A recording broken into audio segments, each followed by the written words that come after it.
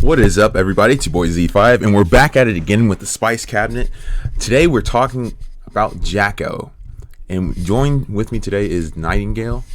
Nightingale, if you want to introduce yourself. What's up, guys? It's Nightingale here, neighborhood-friendly guide maker. How's it going? So, as you guys know, Jack-o just came out, and she has been, for lack of better words, lackluster, I guess. That'd be the best way to describe her. Well, she's not necessarily lackluster. She does her job. She does what her kit says that she would do. She stuns. She can kill things pretty easily. But is she self-sufficient? I don't think so. Does she bring a lot to a bunch of variety teams? No. I would say she's more so of a single, like she helps one singular team, really, or two types of team cleave aggro is what I would say. You can't draft her into standard. I wouldn't even say you could draft her into like a bruiser. You could use her as anti-cleave if you built her a bruiser and didn't go damage, and then use the stunning support. You probably could put Chains of Cry onto somebody and try to keep basically use Abyssal Crown for that. Yeah, like a Politis Like or Celine or something like that. Yeah, you could come up with something, and I'm sure just build her super bulky. But then again, Hai Young exists, so that kind of ruins your day. Well, I think we needed Hai Young, though. In my personal opinion, I think we needed Hai Young because of how bulky things were getting. Now it makes people think twice about, like, oh, do I build this bulky or do I risk the chance of running into another Hai Young? Again, I think it's the Rimuru issue with that. It's how easy it is to do it versus the issue of... Because it's like, we already have Strays, but Strays has checks and balances to his kit. So, yeah, sure, he can delete a tank. Guaranteed. But if the unit, if you have something baited in there that has high HP and high attack and it's higher than Strays', well, you don't blow something up. Like Senya, right? Yeah, Senya, you can do it with Violet, you can actually do it with Hai Young, by the way. Believe it or not, you can build her. You can still build her over 6k natural attack, and still have 20k HP. I'm not joking. It's actually possible. You can make a anti-strays Hai Young. It's stupid. And then you give that attack buff. There is no strays out there without Gab, or at least Vigor plus attack buff. Gonna be able to beat that. It would have to be Vigor plus attack buff. It has. It would have to be. Like, there's no other chance. Because the highest you're probably going to even have a strays at is about 4,500 with decent crit damage and crit, like 100% crit chance and speed. When I pulled chat on their strays, the average strays was 3,800 when it was fast. So, like, I had one that was a lot faster. That was lower attack, but I mean the thing was darn near an opener. So I mean it was 3,500, but it had 340 crit damage on it. Okay. So it was meant to try to catch somebody off guard. Gotcha. But then the highest attack one we saw was 48 and change, but it was on Hellcutter and Snail. Gotcha. The thing was a ticking time bomb. So so Strays is balanced when it comes to, like, you know, detonations, but then if you try to build Jack-o tanky, Hai Young's just bye. Yeah. So yeah, and then okay, let's take this. So with Crow, the gimmick there is he does more damage based off of the HP lost, but he has to lose the HP, and he'll pin the defense 100%. Hai Young can do it literally turn one, open, bang, 100% pen, 100% damage. Yeah. So I think it's what we're looking at here with her has caused the issue with kind of like where Jack-o now sits. Do you make her a speedier damage dealer? No, because then she's going to be too squishy, and you could probably SSB this thing to death. Do you make her bulky? No, because then Strays and Hai Young exist. So it's like you've created this weird thing with her kit. In your opinion, you know, what you've used her more than I have, because I took my free unequip buff and I tested her, and I just would like to hear your opinion on it first. What did you think? Because you're the ones probably using her more. I've tried a variety of teams with her, and for the first day, I couldn't get her to work. No matter what I was trying, I was getting everything just didn't work. She got countered by a lot of just simple stuff. I think the biggest issue that I was trying to use her with Caesarea a lot, because I thought, oh yeah, Caesarea has a push, she has a push, both of them together be really OP, right? That was actually the worst thing ever, because people would just instantly Politis, instantly Celine, they could RB me, and I'd be down 2 units, right? Because I'm trying to test things out. And this is me testing this out in Emperor RTA, right? Yeah. What I found out that worked really well is that if you replace Caesarea with her and use her as a replacement, it worked a lot better. People didn't know what to do. I think only one match I had someone ban Jack-o in my draft, but the draft was already good enough that they didn't, not being there didn't change much. It just meant I didn't get a free CR push, and I didn't get the free stuns that I could have had. But after I figured out kind of how to use her in my play style, it worked out a lot better.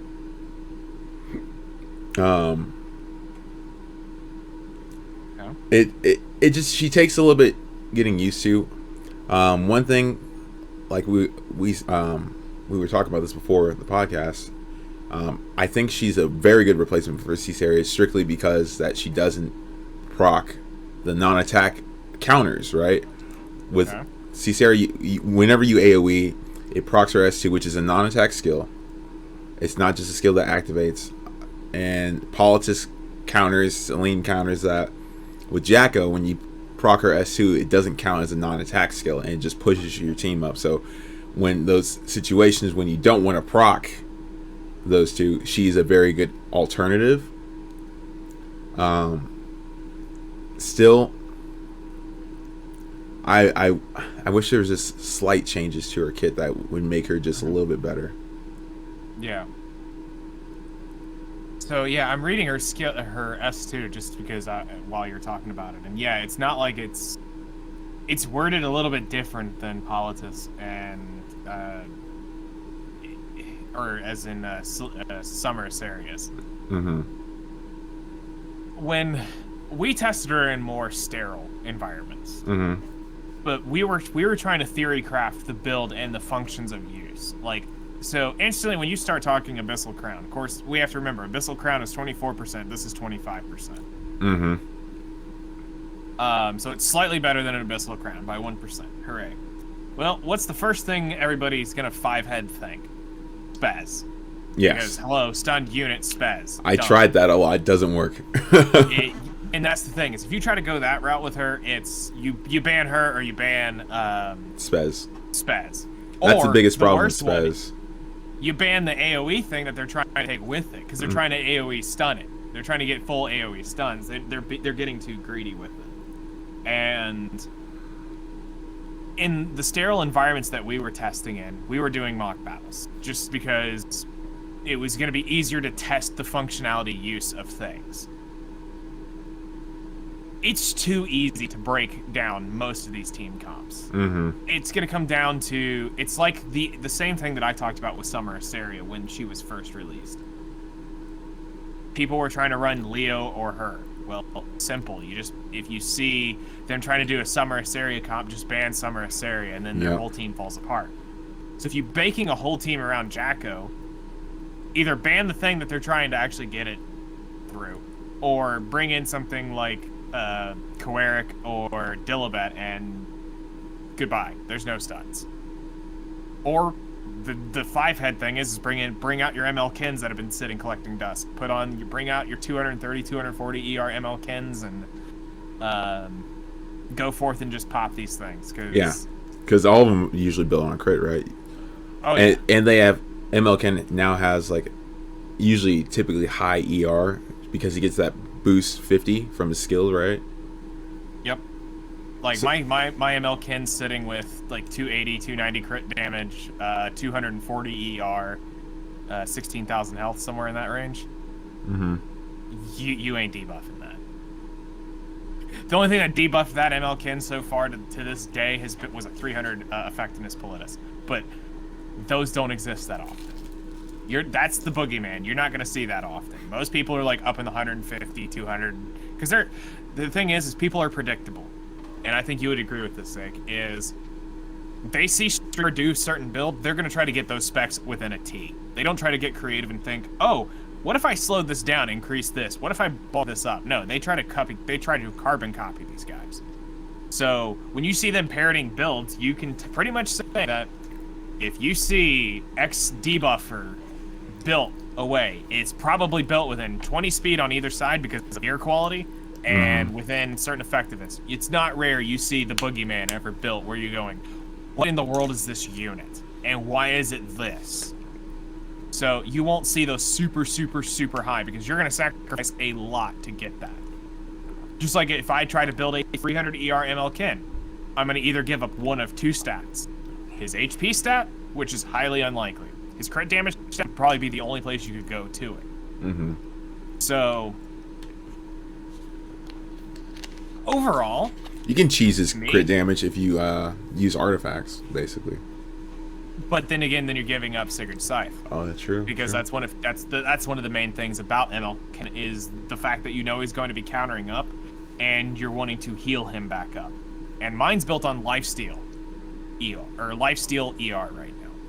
I'm trying to get Lifesteal Pen, but that 20 ER flat coming off of that is so darn good. Mm-hmm. And I haven't me personally, I just haven't rolled the pen gear yet. Plus, I'm having to replace a really, really, really good ER piece.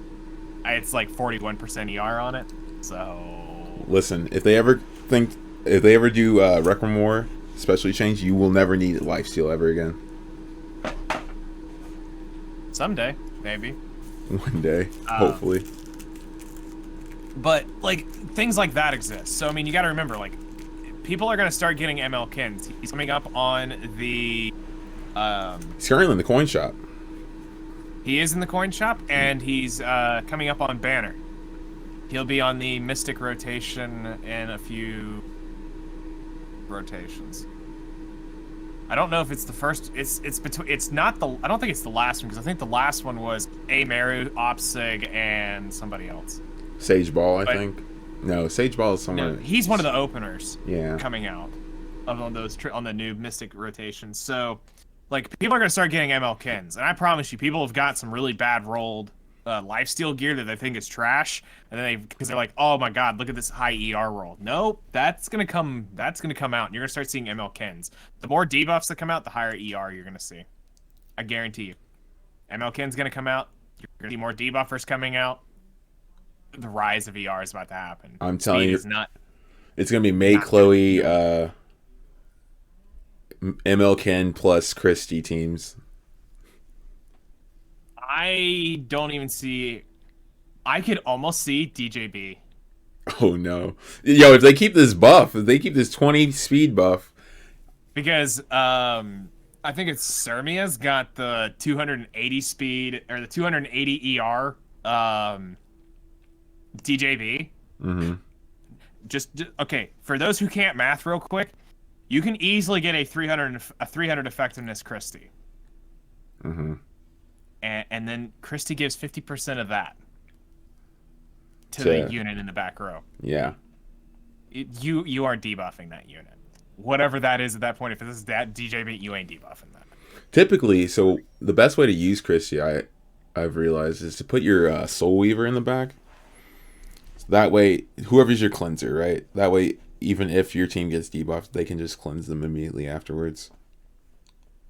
Well, see, I actually have ER built units, like actual ER units that are damage dealers. Mm-hmm. I do it all the time in Guild Wars just to make fun of Summer Seria users. Literally, it's one of my favorite Guild War attacks. Is when I see somebody who's got Ran Summer Seria or Ran and that debuffer, I literally laugh, throw in ML Cannon Christie, and I can run it just as that. Or if I really just want to be annoying, I'll throw in like ER Landy or some crap like that just to make fun of him. Oh no. Yeah, no, it's great. People are dumb when they do defenses like that, not realizing units like this exist, and people build this, and I just absolutely destroy their team with absolutely no speed. They can do all the damage in the world. I promise you, I can tank that with a Sigurd Scythe ML kit. Yep. The good news is you're going to take that into RTA. Yeah, somebody's going to LQC it, but... Maybe. It depends on when you draft it. That's one of the great things about RTA is that it's more so of when you pick things, when you choose when you try to show your hand. Yeah, exactly. So like that's why I like going second, right?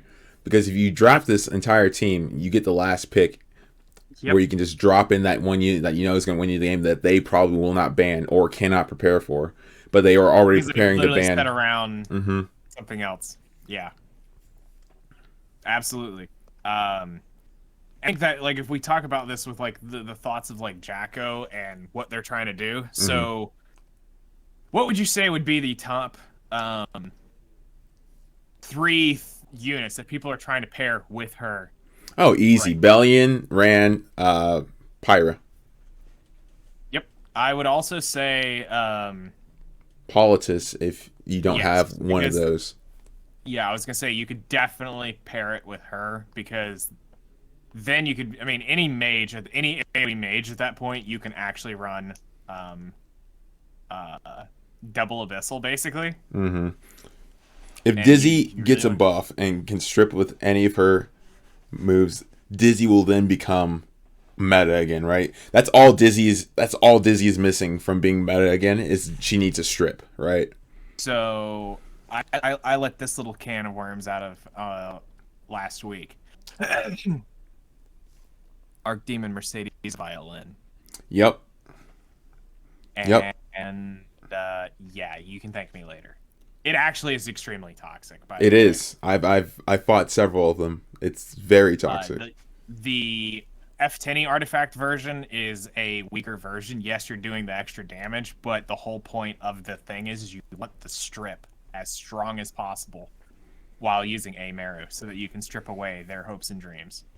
And doesn't it strip before the debuff applies? It goes in order. So she can strip, then seal, then stun. Do you see how disgusting this is? Yeah, because Jack-o's how Jack-o's buff works is that it applies last. Yep. And then you've got something like Solitaria who can basically do the same thing. Yeah. Oh, I've been seeing Solitaria drafts with her.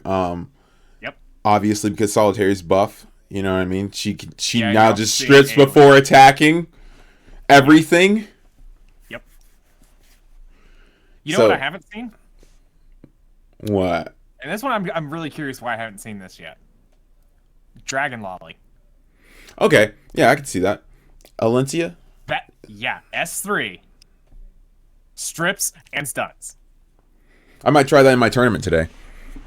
Just to see if people will let it through because they won't expect it. And exactly, because it's an AoE and it's a full strip. Put it on Symbol of Unity, by the way. You'll thank me later. I have to take her a Sepulchrum off. Those slippery little violets, they won't be so slippery anymore. You'll thank me later. One thing I do like about Jack-o is her S3 and how it gives you an extra turn when you kill. Plus the self-attack buff. The Luna EE. Yeah.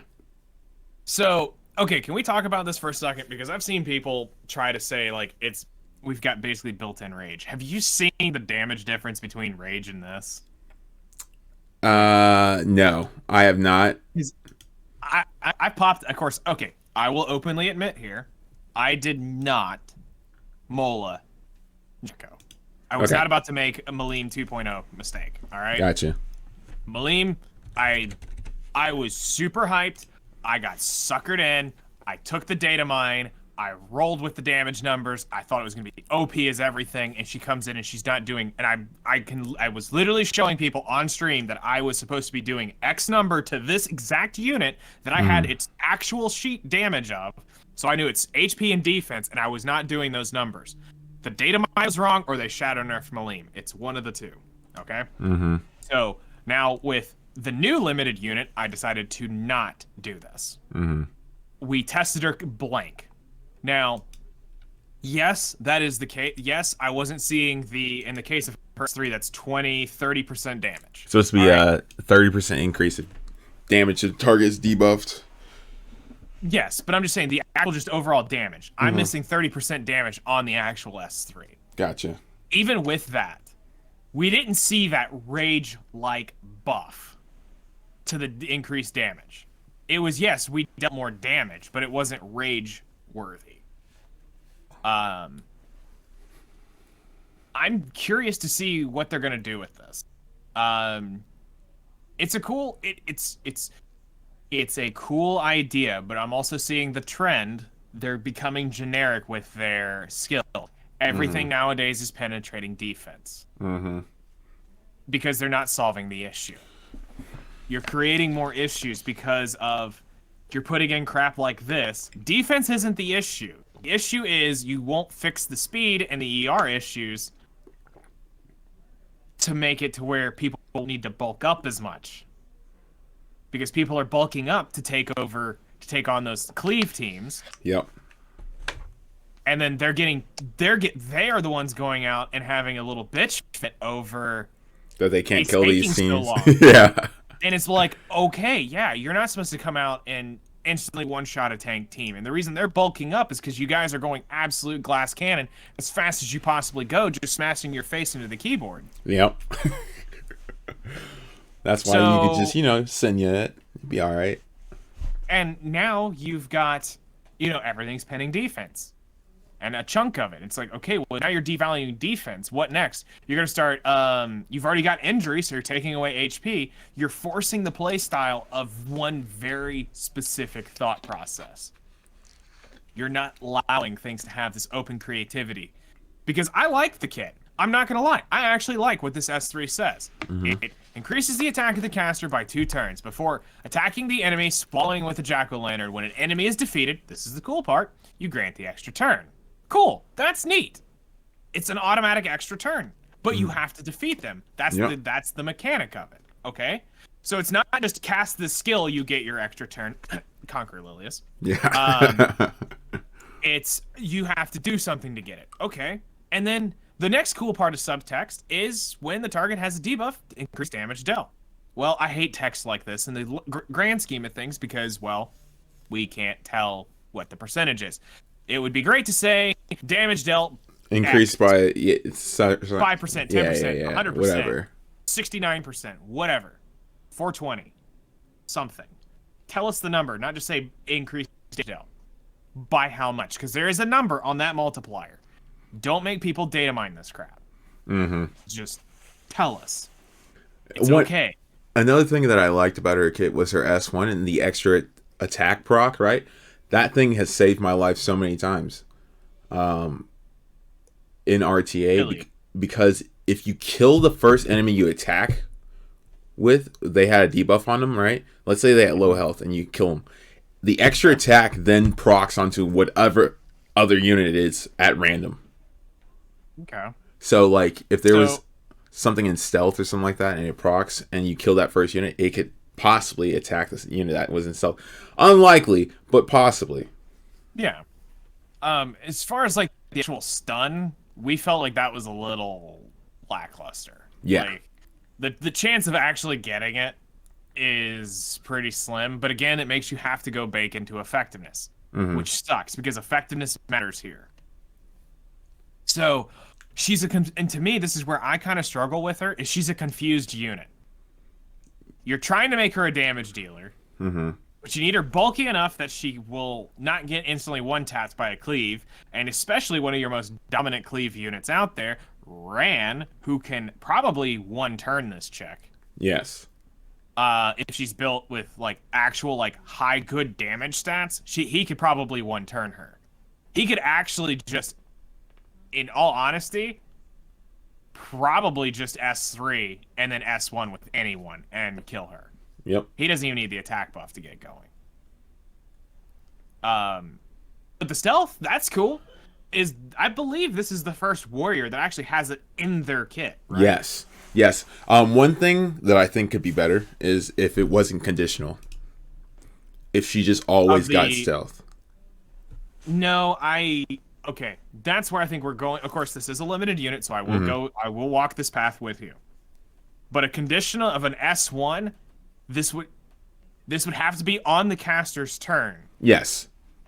Wording, because counter set could pop you into permanent stealth. Counter set does not proc the extra attack either, so they're already that one out. Yeah, they already neutered that idea, which is actually kind of silly because I think with as much like nonsense that happens on with other units, that giving her an extra attack. Yes, with the abyss level passives and skills that are out there on half these stupid units that they're releasing, you could let that through. Yeah, especially like that's the thing. Valencia, right? They ruin counter so much by some of the cool crap we could do with counter. That, honestly, that buff right there to counter sets could make so many more units way more fun on counter. Imagine half the crap that is blocked that can't be used on counters if it was actually available on counter. You don't even need to give them speed anymore. Yep. You just let the counter set have access to crap like this. You just buff the set indefinitely. Now you've got to actually have a hard time picking. Do I build this on a speed set and get the big damage off first?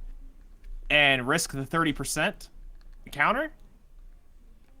Or do I build a unit tanky, put up the counter, and be able to trick my S1s off more? Because there's some cool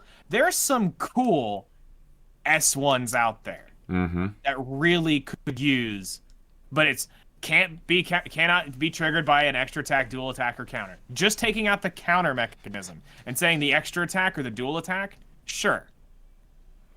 But counters would be great. And I think this is one that would be fun, but I don't think the stealth would be healthy here. It would have to be her actual turn. For her turn, for the stealth. I mean, okay, so if they took the counter thing out, you wouldn't want her to be stealth, right? Because then no one would hit her. Yes. Right? But if you're trying to save the unit because you don't have a Soul Weaver around on them, you've blown their cooldown, the stealth is great to get you protected for that turn. So if you need to do it on her turn, cool. And it's a one-turn thing. Yeah. It's not like it's there. And here's the thing. Hello, AoE still exists. You can still go grab her. Exactly. But did you try SSB yet? No. That was on my plates of ideas to build with her. The only problem with running SSB is that like I was worried about Rand teams because his S2 gives immunity, right? And if I didn't have anything to strip those, like I will say this, conditionally, it's actually toxic. Because if you land that target, and they're stunned, goodbye, whatever unit that was. And and the defense break, because it does exist. It will show up. Yes. 50% of the time, 50%. Basically like 90, but 50%. 10% of the time it'll be there for me. 10% of the time I'll finally lay the defense break. PvE, I'll see it all day long. Take me in a PvP match with a 0 effect res unit, 10% of the time I'll see the defense break. Oh man. But no, I was gonna say it's interesting. It's an interesting concept. And it would work really well if you set it up correctly. Yes. I would say that you would need to run it with like maybe a Conquer Lilius team. That way you can strip the immunities first turn, and then from there, right? If your Seaside's Bologna is gonna be slow anyways, because you just want a bulky, high attack, and you just want her to constantly proc that S2, and that buff stays for 2 turns. It's not like it just goes away. Yep. And do like a Bloodstone, lifesteal SSB. Just keep it in the fight as long as possible. Yeah, it's dumb. Yeah, it would be actually it'd be interesting to see what a lifesteal SSB could do with Jack-o, but like at the same time, immunity exists. That's the one counter to it, right? Immunity exists. That's what makes Jack-o not too broken. She doesn't just strip immunity. Because as far as the set's concerned, it's deader than. Oh yeah. I think immunity is definitely the most worthless piece of gear, except for like extra RNG. That's what all the top players are like holding onto it for. I cannot. I have this argument with them all the time on stream. I cannot.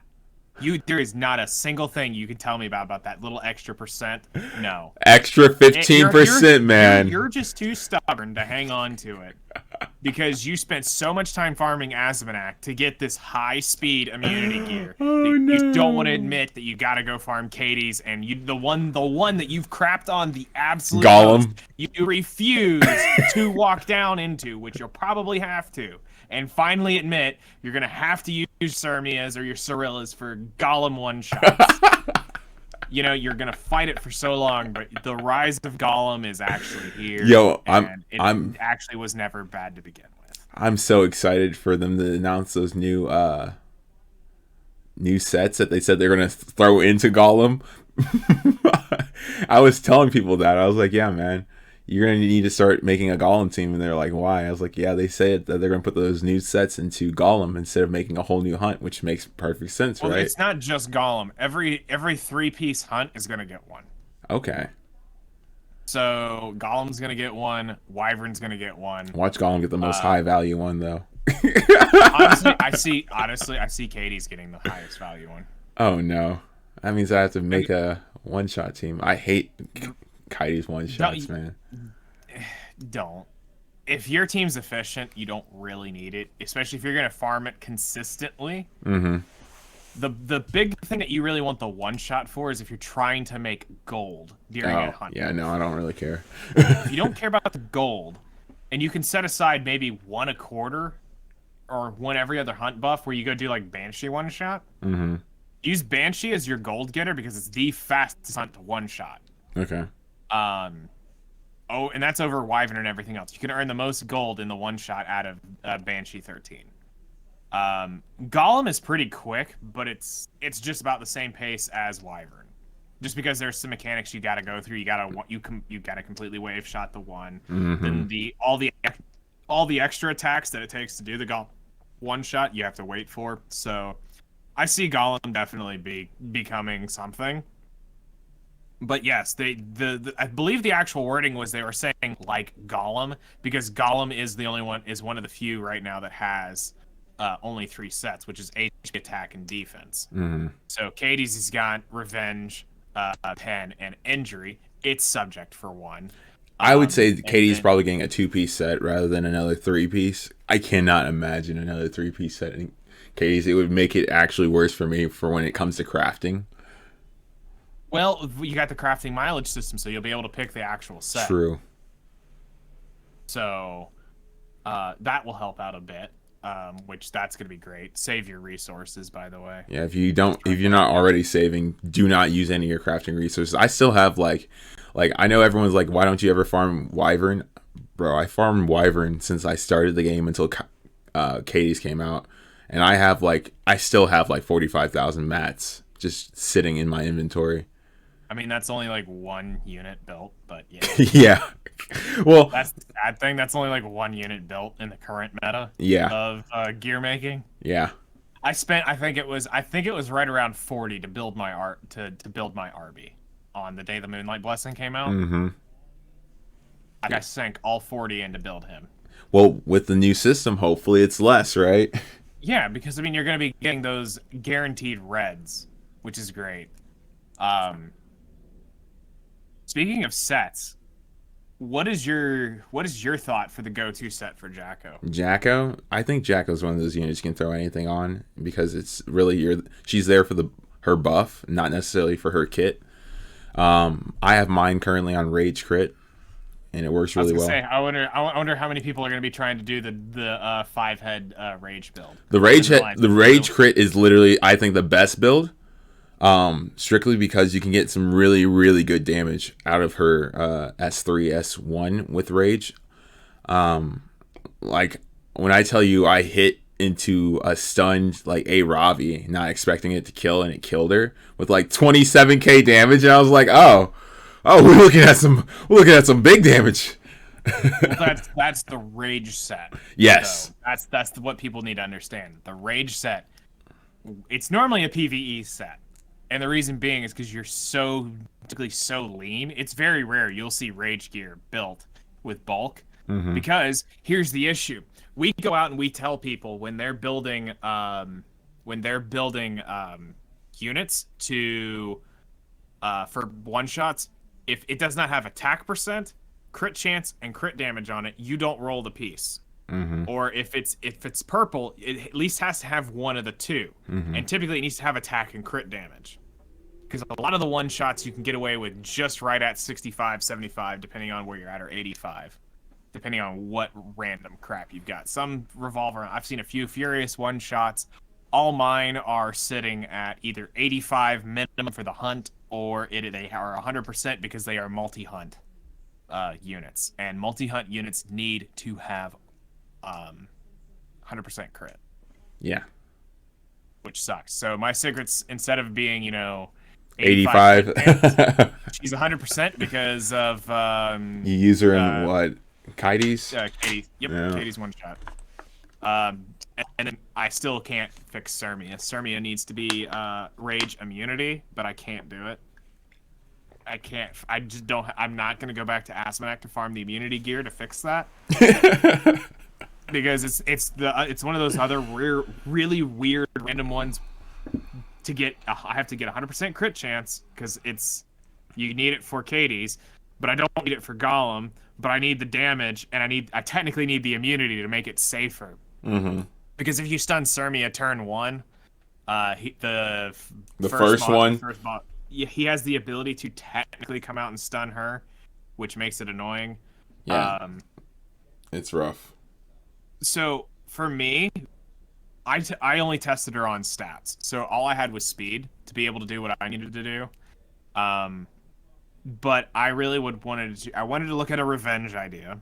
But I wasn't gonna do I wasn't gonna do the revenge El's fist trick. I didn't want to do that with her. No. What I was looking at was just a basic revenge, but I couldn't get it. I couldn't get any stats at all just because I don't have the gear. All my units I've built. What's left on my account needs other pieces to fill it in. I looked at revenge. I didn't have the lifesteal gear, so couldn't test it. I was curious to see if you delayed the S3 and didn't try to turn 1 your S3. My thought process there was going to be, I wanted to see how lifesteal would work. How well would it work when you hit a debuffed enemy? How much HP could you steal back with it? But I just didn't have the gear to build her at all. Like, I couldn't get anything to where I could get every stat where I wanted it. Gotcha. Yay, Fribbles. And then I didn't want to do counter. Which is weird. People are like, always go, wait, you didn't want to counter? No, because it's not. It's not going to do the thing that you want it to do, right? Yeah, I mean, it's like, and the thing for me is, it's just not good enough on her for what we're trying to do. Like, there are infinitely 100 other units I'd rather have on counter than her. But as a meme, sure. I mean, to catch somebody off guard, if I really wanted to surprise them. Sure. But the stun works. The stun works on counter, which is that's the cool part. But again, the biggest part of the damage is not there. Yeah. So I could see a Triforce set if you really wanted to go down that route too. I could technically see a Triforce if you have the stat. If it just comes down to stats. What is it like? Pin crit immunity. I could see that. I could see pin HP immunity, pin crit. Pin crit effectiveness. Yeah, that would help out. That would work. Technically go that. So I wouldn't recommend a Triforce since you just have like insanely good gear. Yeah. But if it shows up as a Triforce and it works, cool. If not, cool. Don't. I mean, you don't always have to sit there and flex. I'm using the no set, basically. That's really what it comes down to. Even though it's 3 sets, it's the let's be real, it's the no set. Mm-hmm.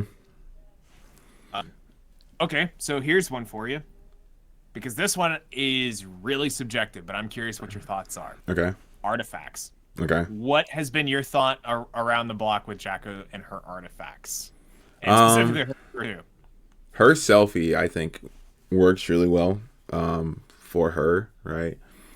I could see some uses of it outside of PvP, like to help you cheese your effectiveness and stuff like that, right? Okay. But as far as PvP, I think so far what I've been using is Merciless Glutton, just to even better situate her kit, right? Her kit's all about helping your team push forward, right? And killing debuff. So you're basically setting up that you have to kill with this unit. Yeah. Okay. Yeah. So with her S1, it's easier to kill units, right?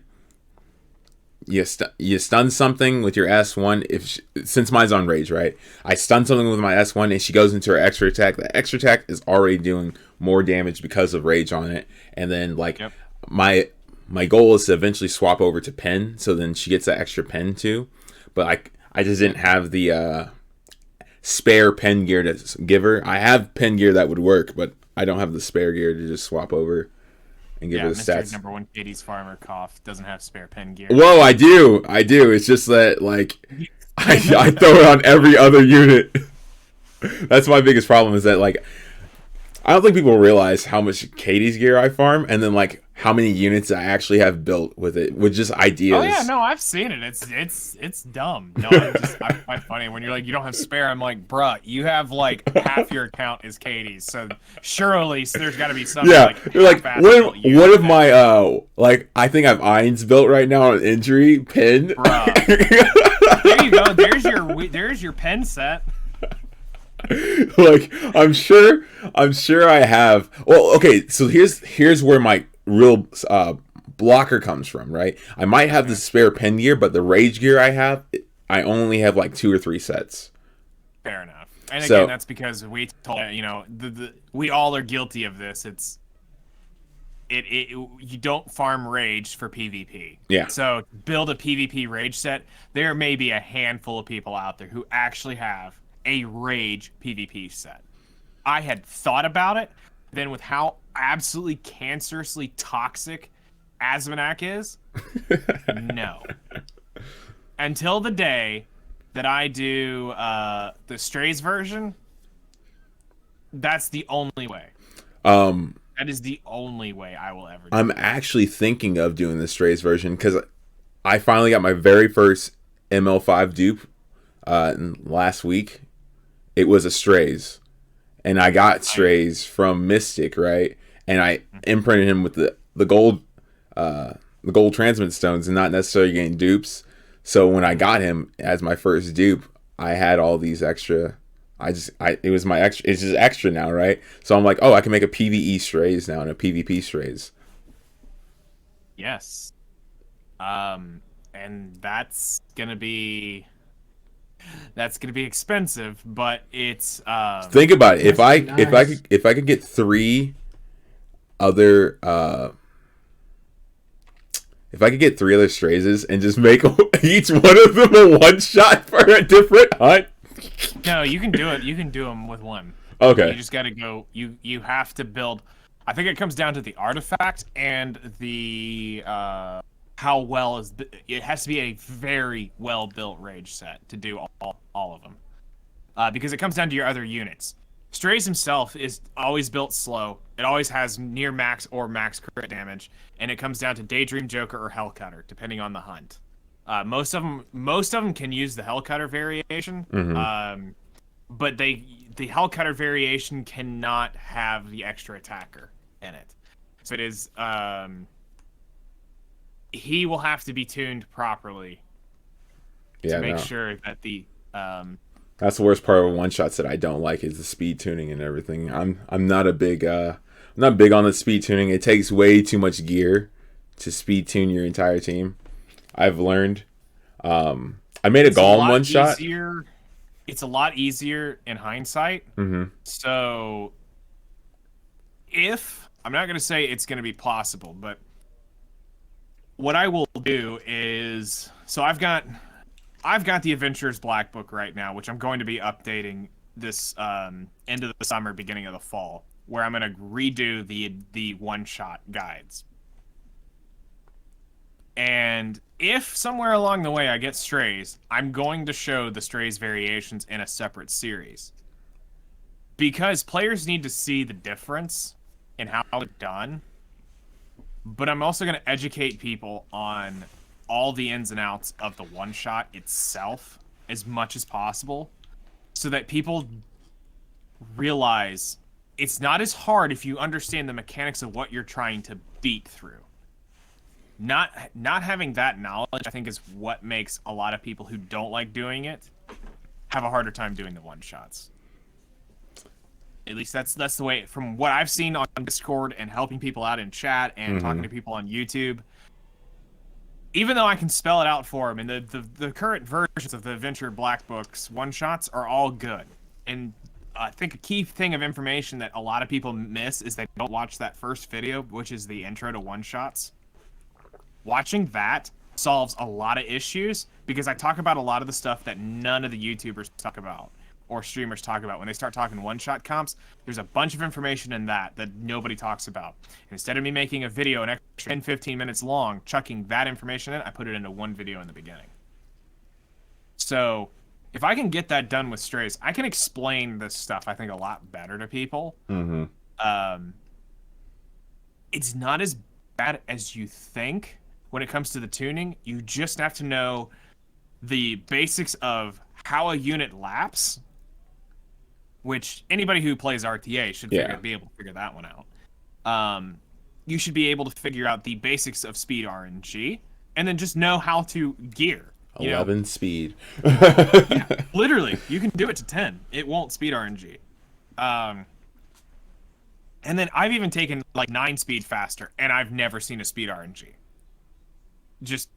It's never done it for me. The odds of it actually doing it are so low. Sure, somebody's gonna get it to happen, but that works out really, really well. So I think if we can get straight, get a strays team up, you can go one shot Azzy, and I could think people can start doing Rage PB gear. Now the issue is there's only a handful of units out there that would ever want to touch that gear. Alencia would be fun. Think about it. If you landed the defense break, you can literally one-tap any unit in the game. I mean, you basically already can do that now on Pen. Yes. But, no, I get what you're saying with that. It's more... Those new sets is going to determine how much more value you're going to get out of Azzy. If Azzy doesn't get anything good, because right now it's already got Unity in it, which is absolute just... They should just change Unity at this point to something else. No, it needs to be... It either needs to be brought up a chunk to make it really worth it. 10%. Honestly, minimum needs to do that. You need to make it to where the set actually has the value of actually seeing it. And then you can overcap your Unity instead of them saying, "Oh yeah, no matter what you do, you can't go over." What's the cap on Unity right now? I think it's like 32%. 32%. I was gonna say 35, but if bring it up to 40%, because she has Unity in her kit. If you can bring up to 40%, right? Then I think there'd be a lot more value in Unity set where you could. There would be a lot more Unity than Counter, because it has more chance to proc than Counter, and it's just better Counter. Yes.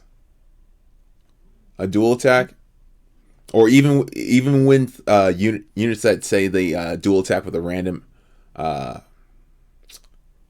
ally, right? Not based off like highest attack or anything like that, just a random ally. You have a higher chance of dual attacking with those units. So I think stuff they can do. They could do a lot. Absolutely. They could do a lot of different things right now with gear, like just different sets. I honestly listen. I was trying to make Revenge busted, man. I was like, you know what could make Revenge really good and high priority to people if they buffed like they give it a damage buff. It can't be an attack buff or anything like that. Just a damage buff, because if you make it a damage buff, anyone can use it. Now, here's what you need to do. If you want to make Revenge compete with Speed, you've got to bring the Speed up near 2. So if we want Speed to be king, to still be, I'm saying this for Genie here. It's the only reason why I'm doing this. I'm a bruiser. What do you mean? You're a liar. You never bruised in your life. Was that 50? I think you said you don't draft a unit below 250. Yeah, that's still, you can still bruise with 250. He says 250 yeah, with 14,000 HP. Yeah, that's bruiser territory, right? Bruiser territory. 14,000 is bruiser territory. If I'm not mistaken. You missed a digit. It's 20 something. But isn't 20 where we start going night? No. Night health is like 25 plus. Don't make me break out. I was under the assumption, right? Anything under 12k at high damage is clean.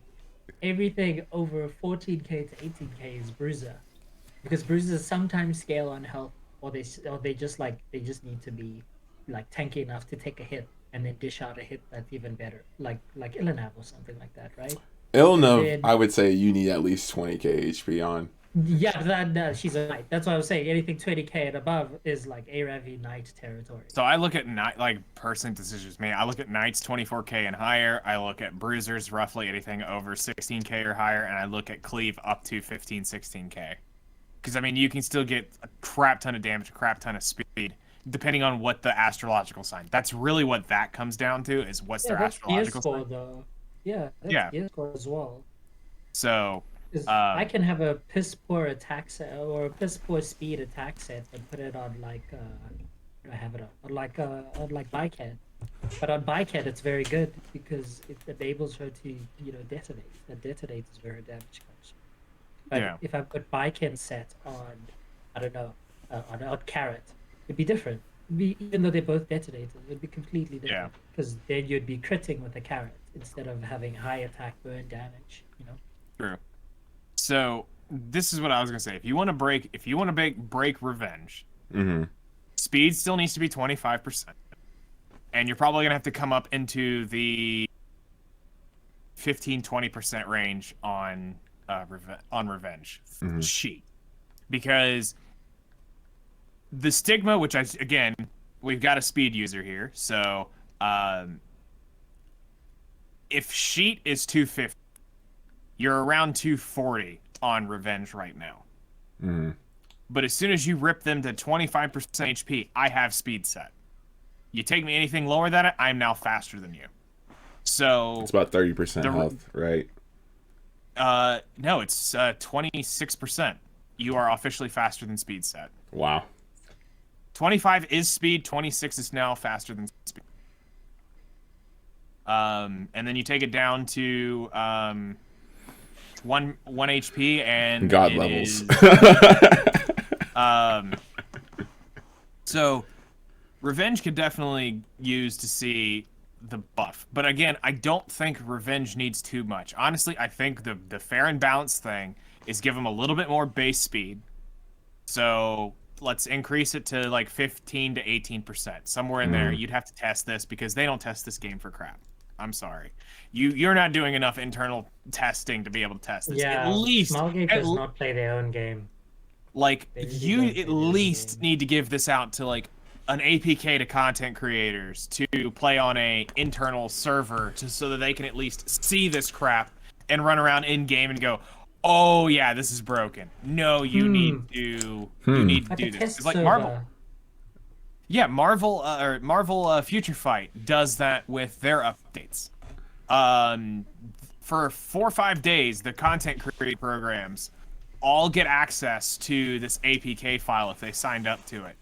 And they can go on and they can actually even PvP themselves, so they can go fight another content creator. So they can technically do it. It's all, I mean, the accounts are all loaded. Like, it's not you're not playing your account. Yeah. It's just a test account with literally every unit and, like, God rolled gear is the way it would be done here. Like, you'd see God rolls of all sorts of stuff. You know how how busted I would make stuff if they gave me God rolled gear.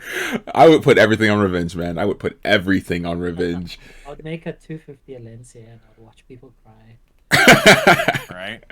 I would love for them to be able to do something like that, because if we could test stuff, it would allow us to see stuff like this, because then we could see, okay, and if they actually, and the thing is you can't just give an APK out, give it to your creators, say, okay, here's your early preview. You actually have to now listen to the crap they start saying over the next 72 hours and be able to implement changes within those 72 hours.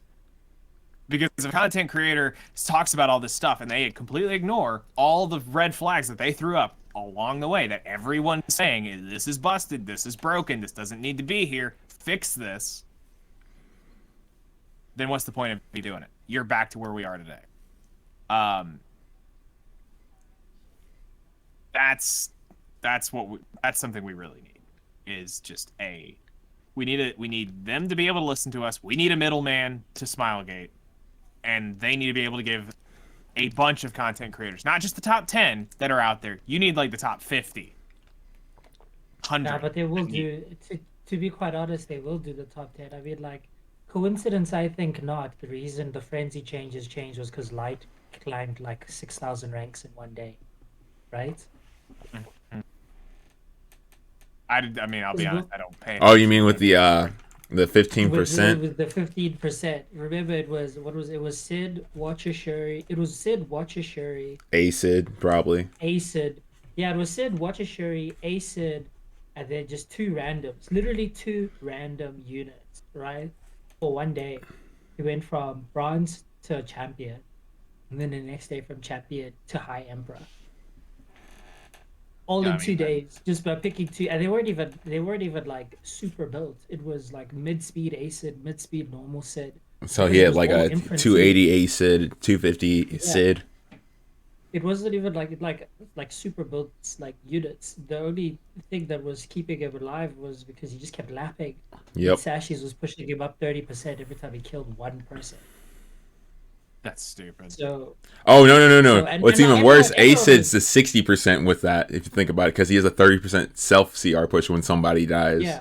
Yeah. So he was literally Acid was literally just going, like as soon as two people died, Acid went to gate. And this is Acid with attack buff on pen, 100% crit, 290 crit damage, 3.5k. Yo, if they kept that, Acid would become literally the top meta at that point. The reason they changed, okay, maybe it's not the real reason they changed it, right? But I'm fairly confident in the fact that because over thousands of people over 2 days watched this happen, they were like, oh shit, this is busted.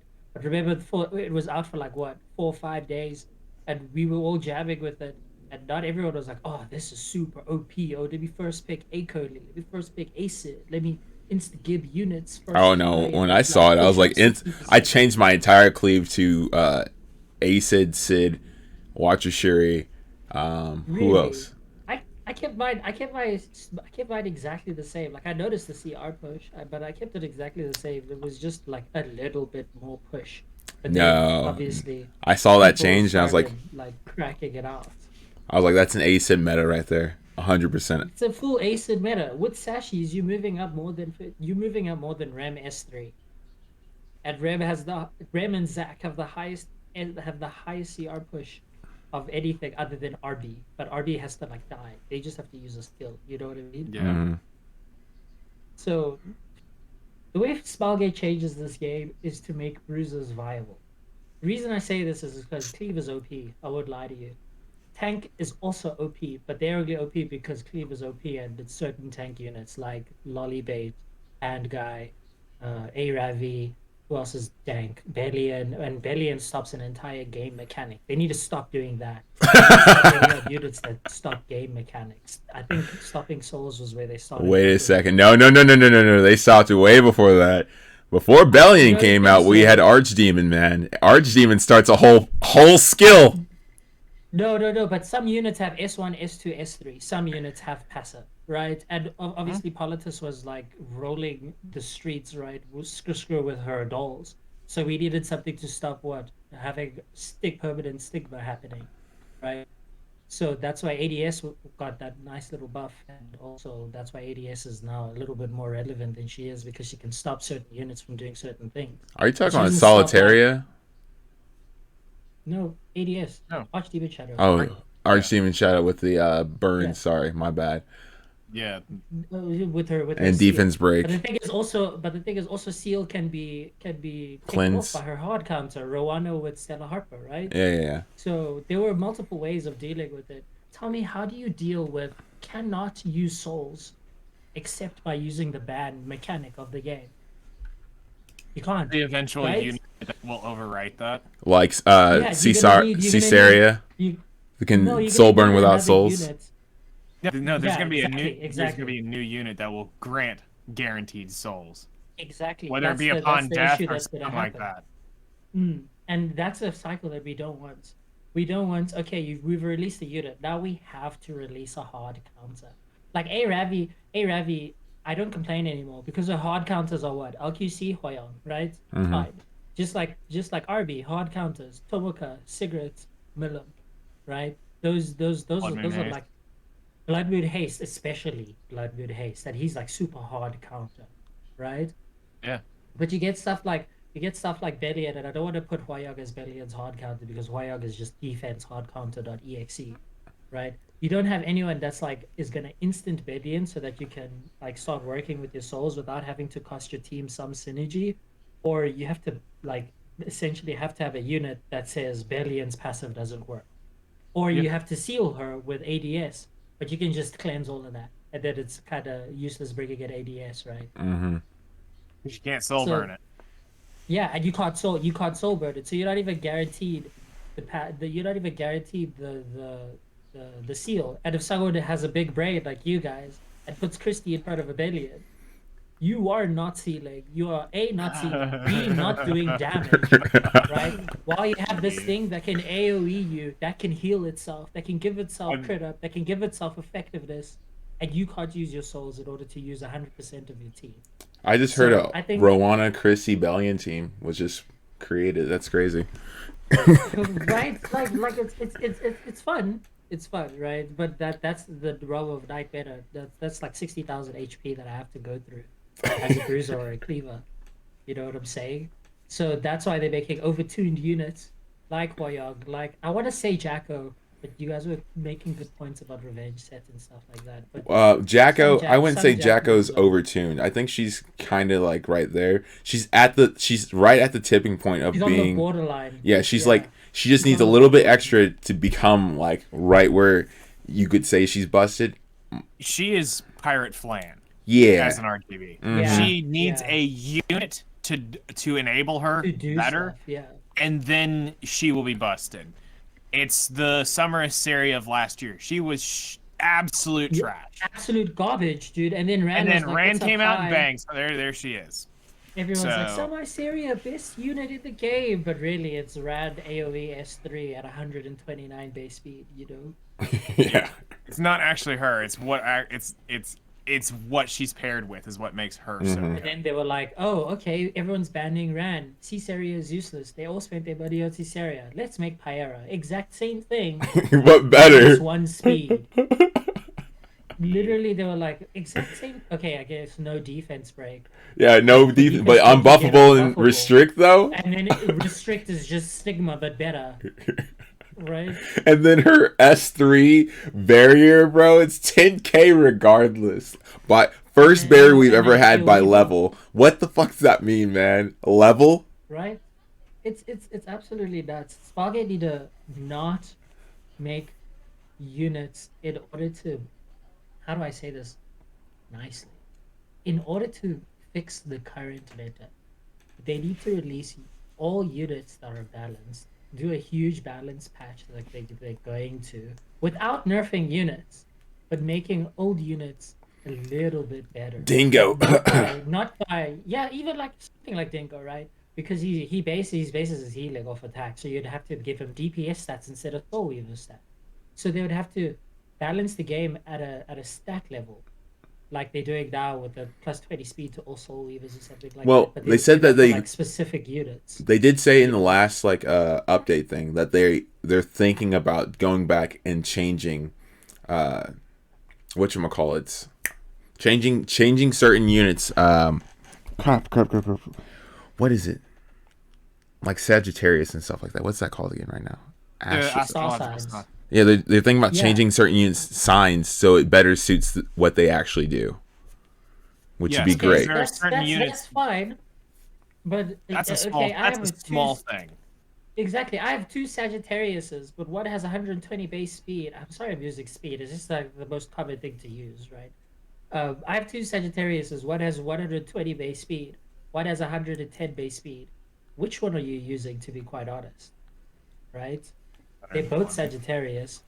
They both have the highest attack, or something like really high attack, but one has 10 base speed higher. So they're just doing the same thing that a Sagittarius is doing, a lot faster, without having to be enabled, losing, increasing like a whole bunch of gear score that you don't need, right? You don't need 10 speed, which is a lot, right? 10 speed is actually quite a bit. That's like So 3 rolls or 2 rolls in a reforge. Right, and it's three perfect for you. It's three perfect rolls, right, of speed. So I'm wondering to myself, if they could do what they're doing with the RTA changes, but with actual specific units, like, okay, don't give every single Soul Weaver plus 20 speed, but like Yep. give someone like Inos. Ray an extra Inos like extra Inos. 50 Give speed, someone please. like Ray like another like 4 or 5 speed, right? Because then he's the same base speed as Hand Guy. So people that don't have Hand Guy have Ray. You know what I mean? It kind of bridges the unit gap. Some units have similar kits to others. Like, imagine imagine Milim had 115 base speed like Tomoka. She has extinction like Tomoka. She doesn't have CR Yep. push because Tomoka has a ML5. ML, right? Well, you But can. Yeah, she we can has agree that.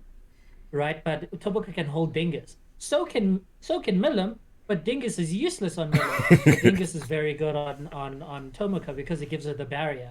Milim doesn't need the barrier. Why? Because she gets 70% evasion. Do you see that, like, the balance between like a limited and an ML?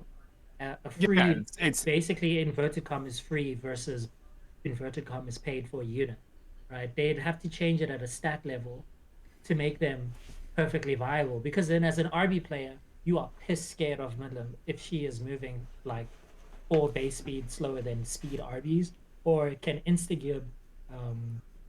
insta give degen RBs because they've given you an extra what 1.5 perfect rolls on speed, so you don't have to make your Milim like 240, 250 with all of the gear stats and then have like only 3.5k attack, right? You could have now like 4.3k attack with the same amount of crit damage, same amount of speed, but you've taken but you've allowed the user to be able to build their unit with a lot more damage. And obviously, that's just the damage need. I mean, the same thing can be said for healers or um or Soul Weavers, right? You give them the actual like Blaze Dingo.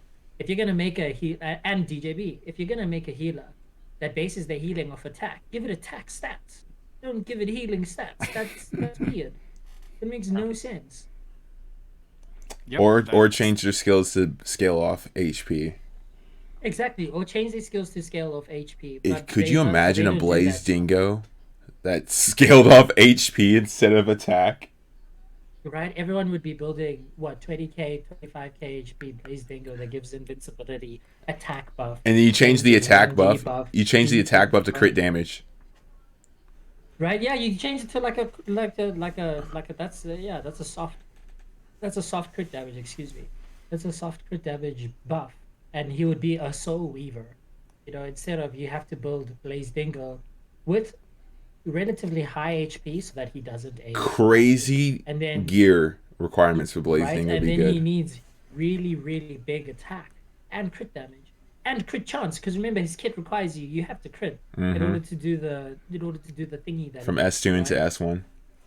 Right. So so you're saying you have to build this unit as a DPS unit with incredibly high gear score in order to make him utilized as a Soul Weaver. But then you have units like Amelia who's just like press S2, win game, GG. You know what I'm saying? Mm-hmm. Like and she has Soul Weaver stats and like a Soul Weaver-esque kit, right? She enables a unit, she cleanses a unit with the Soul Burn, she heals with her S3, she heals with her S1, she heals her artifact heals. She's a healer, you know. But what does Blaze Dingo do? He attacks to heal, to put invincibility, to put attack buff, to enable an attack that. The only healing you get is when you attack. But if you're Glass Cannon, you need high attack to heal a lot. So you're gonna die if someone moves before you and they just take out your Soul Weaver.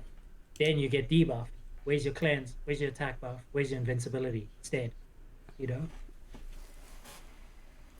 Yep, that's going to be something that's, I think, is going to be one of the hardest things for Smilegate to do.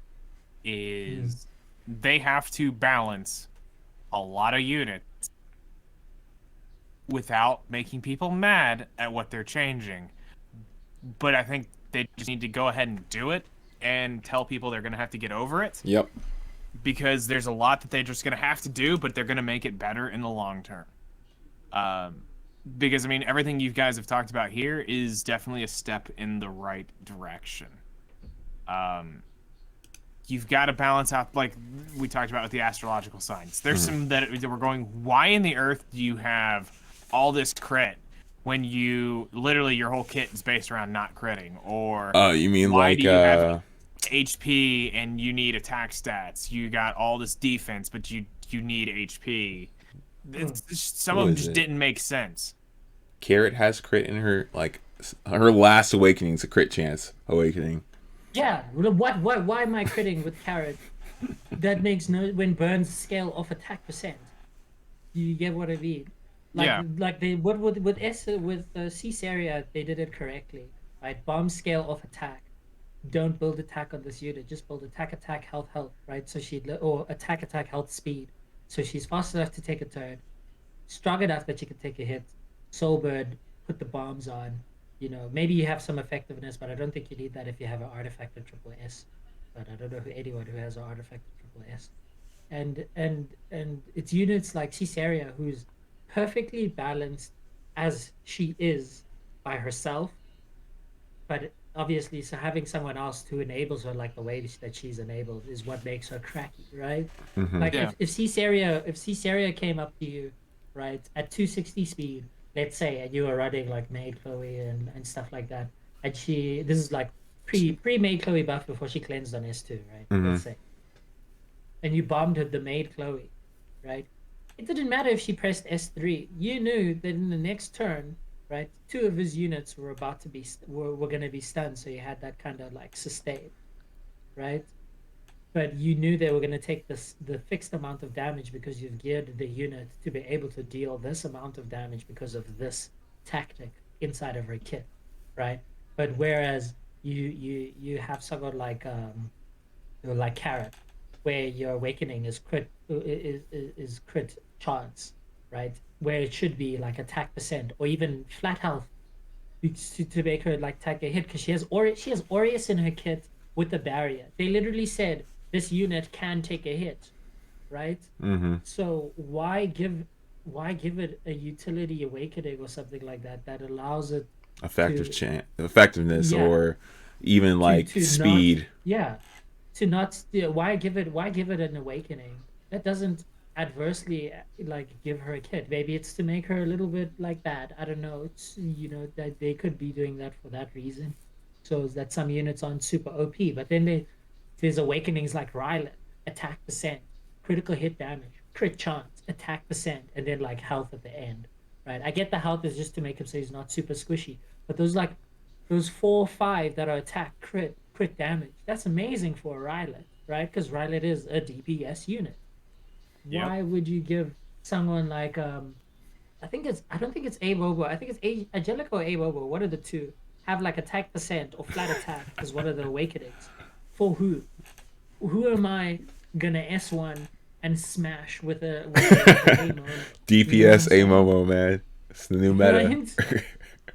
So the stack changes at a fundamental level are gonna be cool. So I'm actually very excited to see what they do with because that's the first step, right? It's the star sign changes.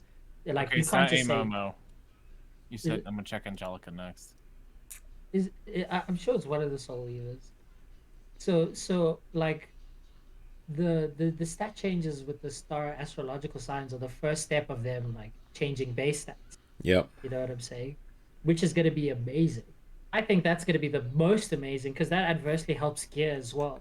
Like you don't have to have super high attack gear on one unit in order to make them work, because their awakening allows them to for you to reach those like levels without you having to pump in that gear, and then that gear piece on someone else could also help you at the same time.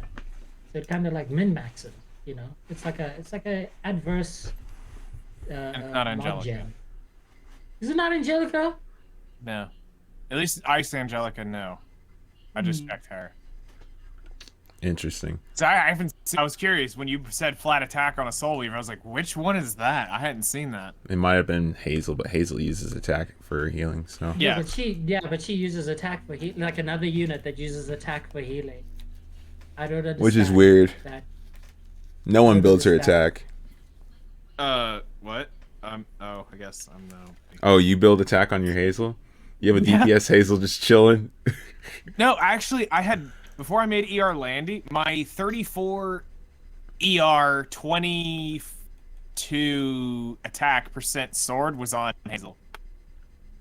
Was it because of the ER, or was it specifically because of the attack? Well, no, because I was rolling at ER. I was rolling just straight ER and attack on her, on certain pieces, and it just happened to be the sword was one that rolled really, really high. So I was looking at doing a flat attack necklace, a flat HP ring, and then I was gonna do speed boots, so that she would get a little bit of the bonus stats from the flats. And then I was looking for flat HP, flat attack, attack % stuff for her. Never ended up getting to utilize the full build. It got neutered along the way. Now it's just it's just random revenge ER gear on her. And why do you think it became neutered though? It became neutered because of my ER Landy. I stole like 2 or 3 of the ER pieces off of her that were rolled really good DPS pieces. My Landy's like my 3rd highest best geared unit, so which is why I'm able to hold ER Landy with over 100 ER, over 1500 HP, over 15,000 HP, at 200 speed, with 100% crit chance and like 240 crit damage, 3,000 attack. It's she up there. It hurts.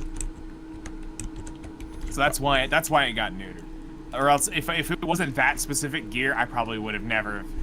I would have probably never have ungeared it if it was if I got it fully working. Did you ever find a situation where you could just be like, huh, let me pick Hazel, without memeing? Like you were like, let me pick Hazel because Hazel is, because that's what specialty changes are, right? They just make it so that free to play players can use 3-star units, not have to utilize Vola as well, and be able to play the game. I mean, that's what Carrot was, and Carrot showed that, you know, that's possible. So was there ever a situation? She's a 3-star. Yeah. Last I checked, she's an ML5. What? She's an ML5, bro. She's a light mage that can change her attributes. Yeah. So yeah. So as far as like me actually getting to use the Hazel, I was subjectively using it in Guild Wars, and it was always with, I would run it with I'd run it with into Grass Team, where I was trying to pop Gab over to Fire Mercedes. Okay, so you would try to just have fire.exe, right? It was basically Control Alt Mercedes. Okay. And it worked. Would you ever like if Hazel got a stat change, right? That said her healing, if she became a Soul Weaver, like all of her kits just said instead of attack bases it off HP, would she not be more viable? Because she would heal very fast with a lot of HP and and have her entire kit. Yeah.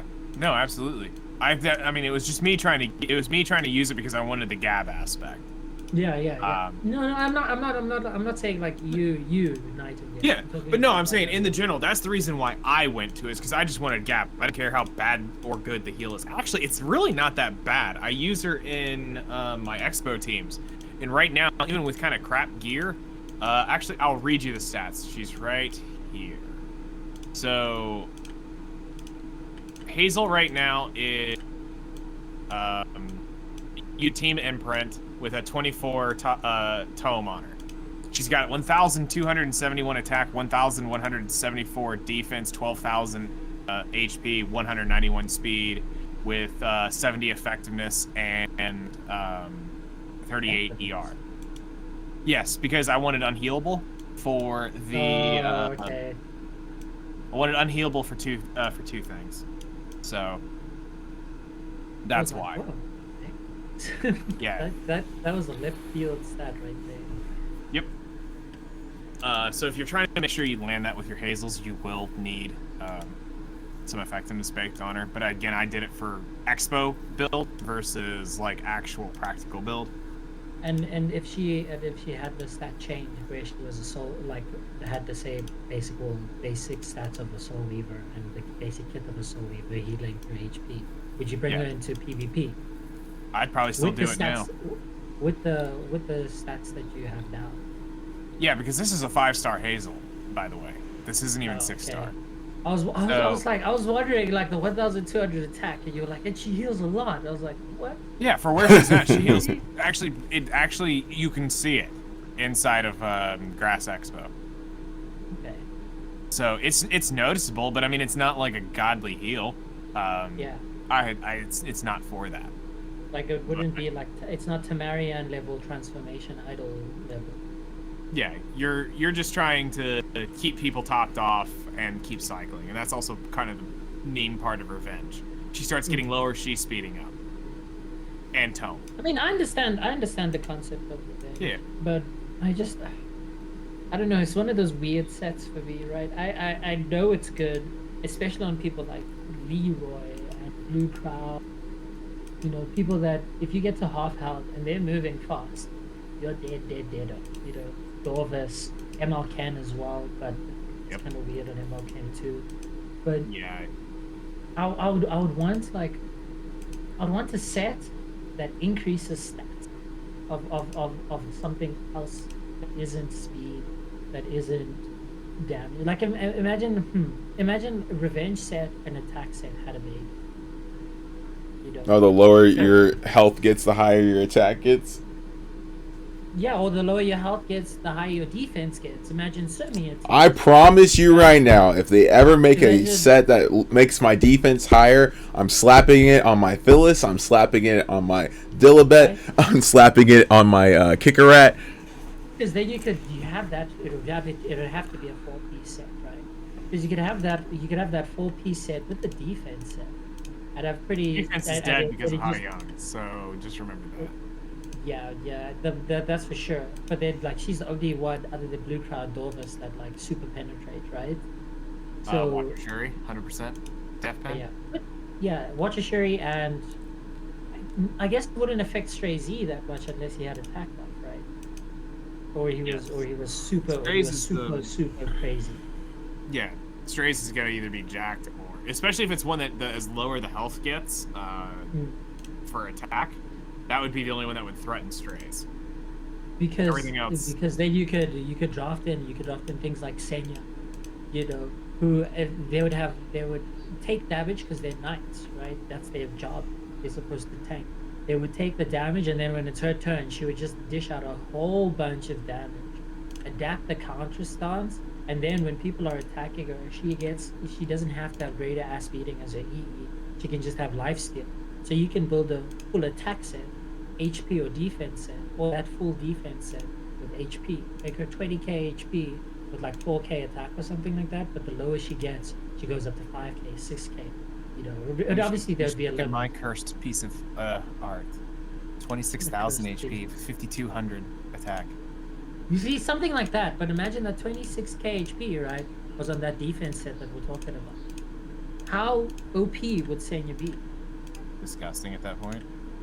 Right? Absolutely and that's disgusting. a Senya. And they would also work on things like Lermia, would work on things like Lollybay, you know.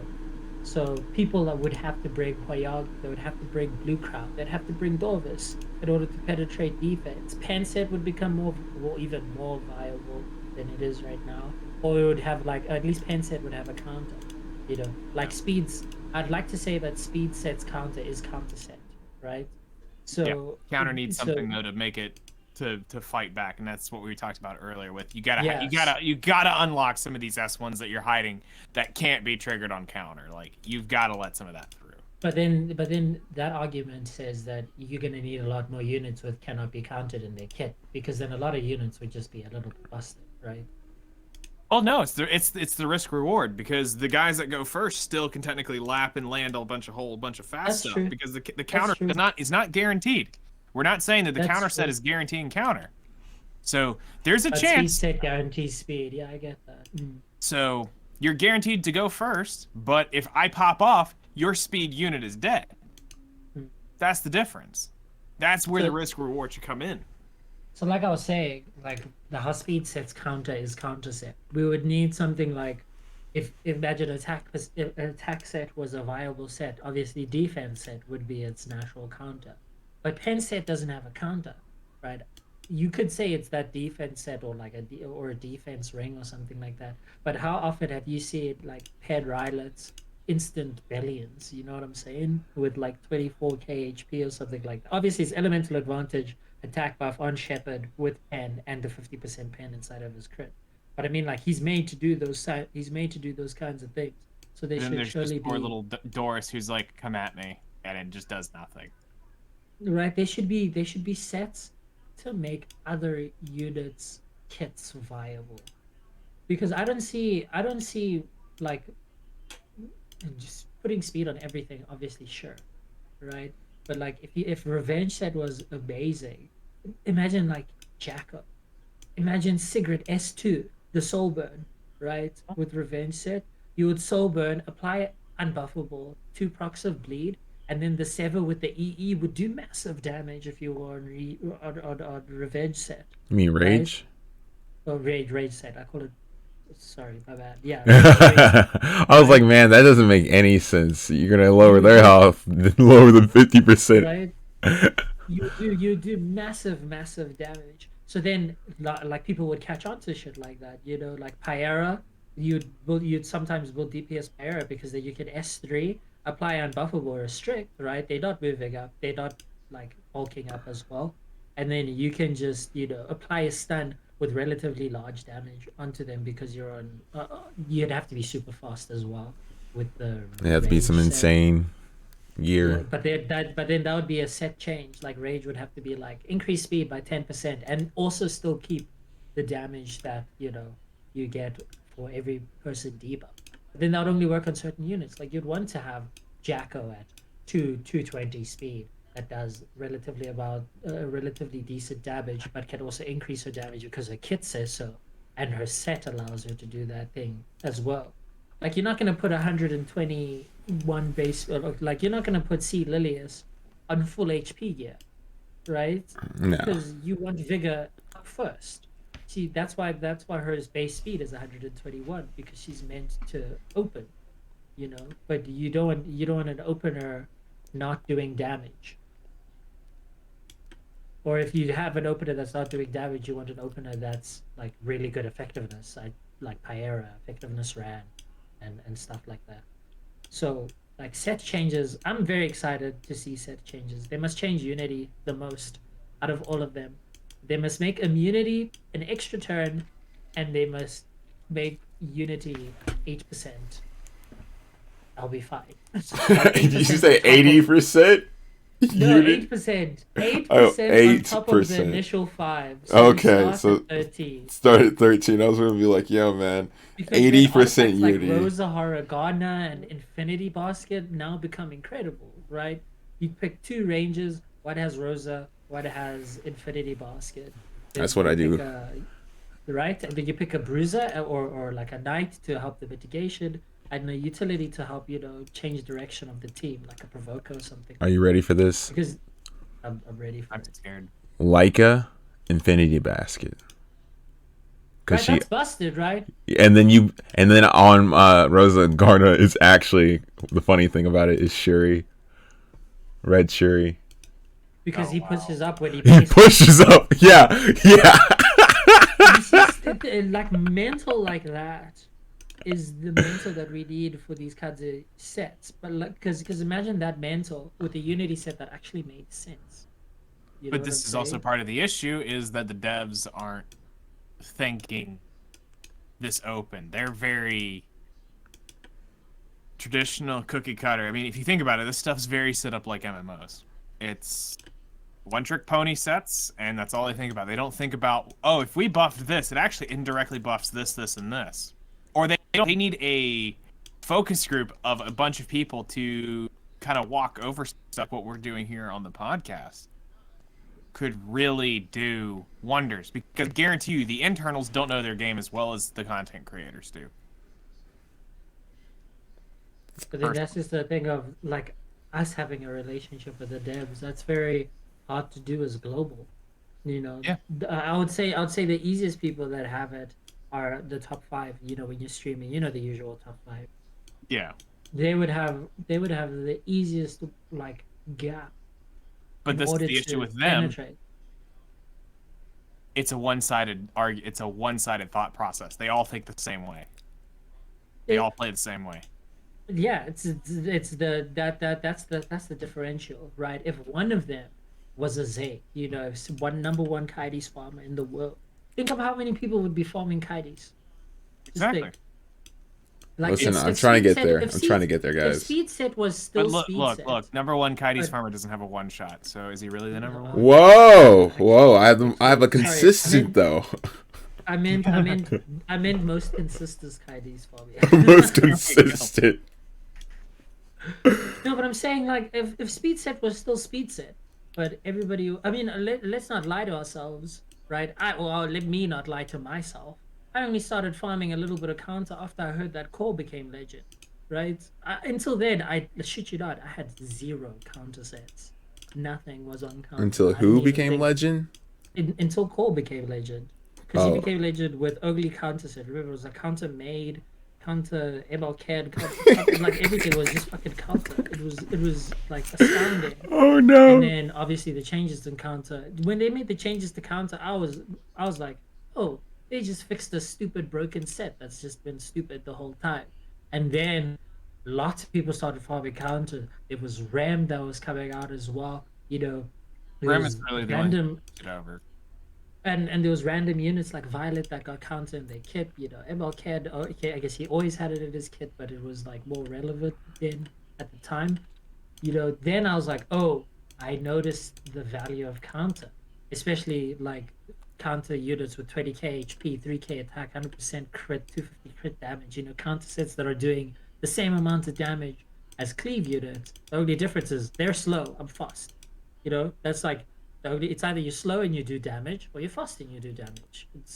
There's no in between kind of gaming. There's no, okay, if I'm mid range and I take a hit, can I not make that hit that I just took into an advantageous situation like what RB does? You know, but imagine that on like another unit. I'm not saying give another unit RB passive. I'm saying Yeah, like we don't need that in the give, game. Yeah, we do. 100%, guys. Come on. What's wrong with that? Really don't. Come on. I'm saying like do what you did with Hwyong, but with a lot of other units. Like Hwyong is OP, right? But also Hwyong on L's Fist is very OP. Whoa, don't be spilling the sauce now. I'm very feeling. I'm not even gonna lie to you. I saw yours at night. I think I spoke to Knight on his chat. Remember when we were going over the rage? I think it's revenge and speed. Oh, The it was you comparisons. were in your stream talking about Yeah. it. Is when I And- when I brought it up to you, and then had just released the revenge or was making the revenge calculator when you popped in. And I was talking about the difference in L's Fist versus speed and revenge, and we said that it was something like a margin of 10% or something like that, right?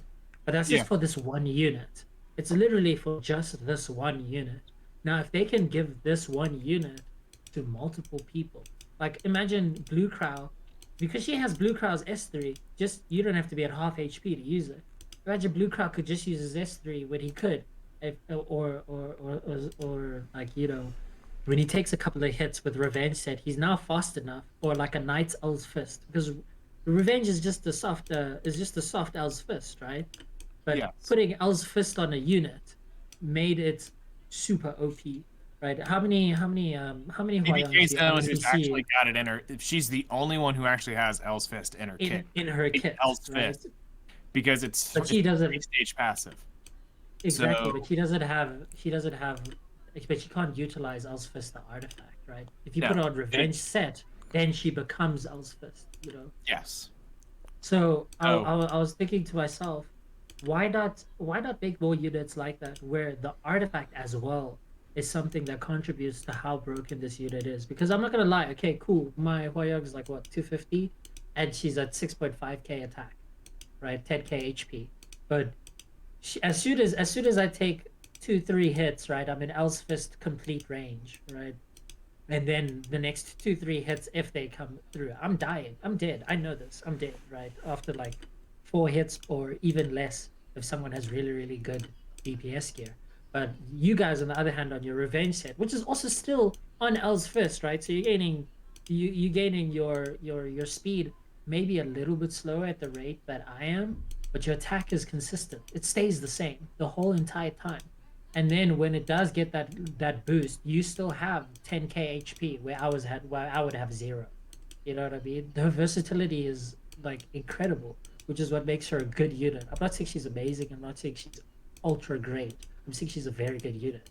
So if you gave other units like that sort of love, like I would say Lollybait also got that sort of love, but she just got abused a little bit too much. I would say. Whoa, no, they just made her passive just double effective, okay? They didn't change Yeah, anything about her kit except that her passive it works now. That's it, it. it works it works now, and it's made all the cleavers. I'm not gonna lie, it even made me tilt out quite a bit, right? Zake, I was on your stream, I was even saying like Lollybait most broken unit in the game because of just making her Her not her like passive better. yeah, making her, that's all they did. They just made her They passive doubled better. it. They That's all they they did. didn't They went from 5 fighting spirit per debuff to 10. And and that instantly made it better, right? Cleavers had yeah. to actually use their brain in order to fight. Like Lollybait, they had to be like, okay, I can't use my S3 here. I have to kill this unit first, and they had to build other units in order to kill Lollybait because Lollybait Listen, has a lot of defense. it's so funny because I still haven't maxed out her S2. Because it gives me that versatility of when people uh like S3 with Ran or S2 with Pyra, they're like, man, once I S2 or S3, then she cleanses It's and then I game. can stun her, right? Yeah, But if I leave that 5 focus off, it gives her that extra turn where she doesn't cleanse right after their skill, and they're stuck because then they're like, oh yeah, I stun her, and then she cleanses after the stun, and that's then the there's typical mentality of cleavers, right? They typically go. I mean, I used to be one, right? They say, okay, I got turn one, I win, right? Even with like a faithless, all faithless does is strip, hmm right? She strips and pushes her team up 25%. Granted, that's kind of fucking busted as an ML5, but still, as soon as Faithless has done her turn, Faithless has done her turn. If the rest of your team can't, facilitate for the opening that Faithless did as a cleaver, you kind of did. But as a bruiser or like a night gamer, you don't have to worry about that. All you really have to worry about is if this guy lands all of his debuffs and like I guess cheeses me in RNG and kills a very pivotal unit, I kind of lose. But that's where counter set comes in, where they're like as soon as an counter opener makes set their A move, Ravi with seed. right? As soon as an opener makes their move, they at least have that opportunity to cut in and disrupt, so that it's not just a one-sided affair. Which is why I like commend turn two gamers, which is also why I want to try and be one. But it's just really difficult. Oh yeah, It's it's like it's it's like it's so hard to transition from going from cleave to turn two. It's a I, whole different I, I mentality. yeah, I agree 100%. Like I can't. I honestly can't. I tried it once. I made like I made like 20k HP Rimuru with like 1.4k defense. Belian, I think my Belian is still on her bruiser gear, and then like I had an opener, and that was my 275 Landy, but I've never like de-geared her ever. She's just there to just push my team up 45%. But the thing is, her and Faithless are the safest CR pushes in the game because they cannot be countered, right? Things like Upsig, things like I don't know, Flag, and who else pushes up a lot? Like A-Lots, right? They can all be Yep. counted. A-Lots with Politis, Celine, Flan with Politis, Celine as well. Um, and Upsig with literally any other counter units, Rem, all of that stuff. And she Yo, basically don't start giving me ideas now. You said all I need to do now to win the E7 WC is get Faithless Litica in these tickets, pair her with Jack-o, and I just instant win because they can't counter it. Think about it. They can't counter literally- anything It's literally uncountable strip stun, right? with That's double incredible push. as an opener. With CR push as an opener, which means you're bypassing the amount of CR push that what's that guild artifact that Carricks love, Warhorn. right? You're bypassing a Warhorn. Even if Warhorn procs, you're still faster than the whole team if it was faster than the Carrick. Like if they were like I think 10% slower than a Carrick, or something like 10 or 6% slower than a Carrick at a full Warhorde. The Carrick will obviously go first. I'm just using Carrick as the example. I mean, you can put C. Lilius there, but usually they're on border coin if I'm not mistaken, right? So, Or the music units box. or the music box. So units that like Faithless that are balanced, because Faithless is an OP opener, right? She's OP. But imagine Faithless at just plus 10 base speed, right? Should be the same base speed as her red counterpart. Would she not be way more broken at 10 plus base speed instead of at 114 base speed? Because I did the math, right? She's looking like 2 speed faster than Landy, because Landy's 112 base speed, which makes me think like it goes back to the whole base stat change, right? Units that just require like a tiny bit of tweaking in terms of their base stats would be incredible. They would literally just be super incredible just because of a base stat change. And it would change team compositions up by quite a significant amount of of of, of diversity, because now you can, okay, cool, Cleaver's, we're using the example of Faithless again. Cleaver's OP if Faithless is uncounterable, and you could stud, and she has 124 base speed, so you're literally like what, one perfect roll away from contesting 310 rands, right? Versus 3-4 perfect rolls away from contesting speed 310 rands, but you have like your entire utility kit. You know what I'm saying? It also opens up Just for remember, guys, double bruises. pre-ban will fix everything, right? Yeah, there's also double pre-ban. I also don't think about that quite often, and it's in a couple of days. So what? It's Friday, right? Yep. Pre-ban is on Friday. Mm-hmm. Well, for anybody that well, wants that's to if champion on Friday. if everything goes according to plan, because they said they will push back RTA season if they haven't reached where they wanted it to with the RTA friendly changes, which they probably haven't, right? Like as much What's as your hope they opinion on push that, it back. Nightingale? Yeah, what's your opinion on that? As far as this change, absolutely not. This is another oh hell no for me, Okay. because and here's the reason why.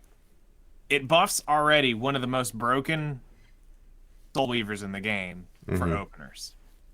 Yes, And Emilia is rad. so you can't do that. I look, I get people that are out there that saying that this is so cool. Yeah, it is. It's neat. If this was a 1 week thing where you only had to deal with it for 1 week, sure. But this is what I think it came back to, where we talked about this in the last podcast, where it needs to be a separate game mode, a separate RTA game mode. To where weekly you're doing cool stuff like this, where now Soul Weavers get 50 extra speed because why not? Or if you have a 3-star, you instantly have a 40% stat increase. Just weird random rules that are only a week long, and they rotate, and it becomes fun and cool to give you guys something to do. But in the Okay, actual, so you want it to be like a PvP friendly kind of thing, not because I'm gonna be honest with you. I think RTA is just like about clout, to be quite real, right? You get nothing other than the skin and the fact that it's absolute trash. I hate it. So like Yeah. so you're saying like this would be another enjoyable way of Yes. playing This the would be game. the way. This would be the rewarded way um of marrying both aspects together. Of the people who get bored of the same stale thing each week will have to come up with something new because they change the rules weekly. But You what about gear change then? Because then we'd have to have free gear change in order for that to work though. No, you just have to kind of deal with what it is on your account. So some weeks you won't be as good as the other. That's the whole point. Okay. Is you can't be number one all the time. That Okay. mentality, somebody else is going to have a chance to now do better. Because yes, punish the people who want to be the number one because they're going to do it anyway. Okay? There's going to be the guys who out there who has millions and millions and millions and millions of gold who will switch every week to be number one. Switch But then every there are some game. weeks, and you can't, because you can't make everybody happy. So you just make it to where some weeks this group of people will do better. Sometimes this group, but then it increases gear diversity of making you have to gear other units for maybe to do equal tricks. We got the Grace of Unity system coming later this year, which is going to be Yeah, I great. love that. I love So that there's so going to be much. more coming to help ease some of this pain to be able to use more of your roster. But if it comes down to regearing your same 10 units to always be using those same 10 units in every single one of those rule sets, what's the purpose of having 250 something units? None, because you're still using 10 units. So by making some of these rules hard punish certain builds in certain classes or certain things, you Yeah, can I was also definitely saying, yeah, like class bans would also be a like I wouldn't even say you class know, bans, just straight up. I mean, at this point, we could adapt that Marvel Future Fight mentality. Again, that's the game that I played that had this, which was hard ban X amount of units. You know, instead of it being a random rule set, just on this week, it's just XYZ units are banned. Good luck. you know what Counter Side did every 2 weeks. You remember Yeah, Counter Side? I know how that system worked, where depending on Mm. how heavily used it was, the unit would potentially get up to the ban system, making it more expensive to use. Yeah, In this aspect, that's it's what I not was even saying. that. It's not even that in Marvel Future Fight. It's straight up. If you have Jean Grey and it's banned that week, you don't get to use Jean Grey. And the banned unit depended on the rank you were in. So the top rank, Jean Grey would be banned in, but the bottom rank, Jean Grey might still be used. But then Oh, as soon as okay. you hit, So like bronze can use everybody up until yeah, master. bronze would have maybe then- like bronze might, let's say, might have it's so in this case we're gonna use I'll use 3 Marvel characters. So we're gonna have Iron Man, Doctor Strange, and Captain America. All right. Cool. So we're gonna say that the king of the crop of all of them that's ruling everything is Doctor Strange. I was gonna say Doctor and Strange. he's just so he's gonna be banned across the whole board. But Iron Man is still a fantastic unit along the way. So let's say Challenger and below can use this. But the one that all the high-end like whales have that's also really, really dominating is this Captain America. And he's banned above champion and higher. So depending It's on where kinda you're like at, how- Yeah. Sorry. yeah, it's just kind of like depends on how far up you are in the ladder determines which one of those units are banned. So obviously, everybody's having to deal with Doctor Strange this week. Nobody can use him. But then most people aren't going to be able to use this Iron Man, and then nobody in the top ranks will be able to use all of them. All 3 are gone. They can't use Iron Man, they can't use Captain America, and they can't use Doctor Strange. So, and to put this into Epic 7 now, let's say I'm just going to pick up the top 3 just to put it in an aspect. Let's say that's Ran, let's say that's Violet, and then let's say that is Arby. Okay? Okay. So let's say that that's those 3 aspects. Depending on where you're at, we'll determine which one of those 3 it is. So if we want to say the global ban would be Ran, let's say the champion or the challenger ban would be Arby, and then the champion and higher would be Violet. Okay? So depending on where you're at, would determine which one of those 3 would get banned for that week. And then the next week, it'd be just Soul Weavers get 25 speed. And the rules change, so it's nothing that's it's not going to where it's not just rules that are being added, it's units getting taken out, and some weeks they could do both. Increase this and these units can't be used. because it creates this infinite loop of possibilities of rules that make people have to come up with new stuff. And with the Grace of Unity system, you're getting the best of both worlds. Kind of like if you had every Soul Weaver gets a 20 speed like how we have now, but you can't use BJB and Amelia. Amelia happens to be banned. Exactly. Yeah. So you'd have to use like stuff like Ray. You'd have to use. It makes you now have to go, oh crap! Now I can't use this super OP thing, but I still have something just as cool because now this unit's still getting the buff as well. I mean, they've shown that they can do weekly changes. They've literally showed us. They were like 15% CR. They've screwed up at this point, and I'm really hoping showed us, and I'm really hoping that they will delay the RTA season this patch note stream. I really hope they delay it. They need to give it another week, and they need to keep tweaking. I still don't think this is it. What tweaks would you made if you could? It mustn't be like a whole revamp system. But if you could, if you could tweak something to the level of how they've tweaked it, like so you can give something up to 20 base speed, or you can give something like up to 15% of the stat increase, like they did with the CR push or with this base speed. What would you rather do? So, I think buffing speed buffs the wrong. It only increases the one playstyle. So you'd have to stay away from Cleaver's OP. I won't lie to you. Cleaver's OP, right? So like you can't buff. With the Soul Weavers. Yeah, so you can't buff that one direction. If I was to be looking at this, I'd be having to look at the data of overall of what's going on. Is it I don't like the elemental damage thing, reductions, but I do get partially why it's there. So I do kind of see that, but is this still the right thing to do, especially with the balance patch stuff? And I'm not going to reference that whole thing again, but basically in the last, for those who are listening now, for the last episode of the Spice Cabinet, I talked about this exact thing with their balance patch being almost tone deaf to what they're trying to talk about.